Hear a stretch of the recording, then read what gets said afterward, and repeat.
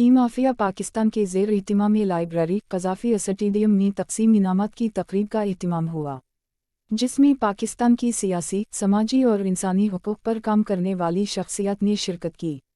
तक़रीब की मेहमान ख़ुसूसी डॉक्टर फौजिया सिद्दीकी थीं। तक़रीब से ख़िताब करते हुए मुक़र्रिरीन ने हुकूमत से मुतालबा किया कि डॉक्टर आफिया सिद्दीकी को जल्द अज़ जल्द अमेरिका की जेल से रिहा करवा के पाकिस्तान लाया जाए।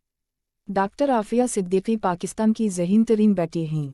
बाद अज़म टीम आफिया मूवमेंट और इंसानी हुकूक़ के लिए जिद्दोजहद करने वाले दीगर रज़ाकारों में डॉक्टर फौजिया सिद्दीकी और पासवान डेमोक्रेटिक पार्टी के चेयरमैन अल्ताफ़ शकूर ने शील्ड और सर्टिफिकेट तक़सीम किए। डॉक्टर आफिया सिद्दीकी कॉन्फ्रेंस ला की तैयारी में आफिया मूवमेंट ला के रज़ाकार खलील अहमद थनद अब्दुल्ला मंसूर भरपूर शरीक रहे।